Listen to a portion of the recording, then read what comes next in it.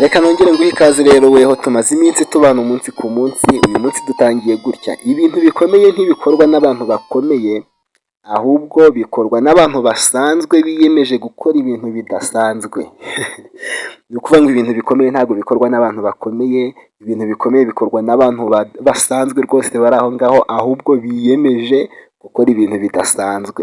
Umuntu usanzwe rero wiyemeje gukora ikintu kidasanzwe niwe uhinduka umuntu ukomeye, abantu bakagufata nk'umuntu ukomeye koko, bakakubona nk'umuntu ukomeye kandi nyamara uri umuntu usanzwe, ahubwo kwiyemeza gukora ikintu kidasanzwe nibyo bituma uba umuntu ukomeye. Aka kantu wakagakoreye subscribe mbere yuko tujya ku zindi pointi zikurikiyeho.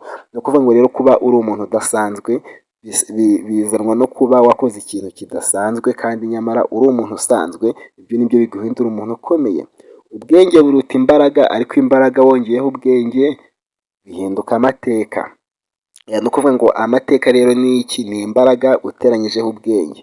Iyi ni forumire ugomba gufata mu mutwe yuko nugira imbaraga ukongeraho ubwenge bizahinduka amateka. Ntukarebe isaha ikora, ntukarebe isaha, ahubwo ukora ibyo isaha yagukoreye, igihe ntigisubira inyuma.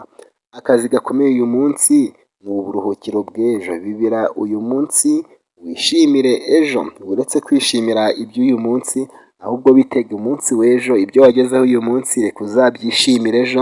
Uretse kwishimira ngo uyu munsi wageze ku nzozi zawe, hari ikintu gishyashya wagezeho, yego wabigezeho, ariko reka uzabyishimire mu gihe cy'ejo, uzabyishimire ku munsi w'ejo.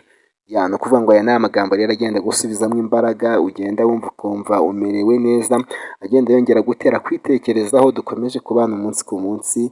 Njye ni Sam Motivator. Niba ari ubwa mbere duhuriye kuri uyu muyoboro, mwakora subscribe kugira ngo aya magambo yose ajye kugeraho mu buryo bwihuse. Mugire ibihe byiza.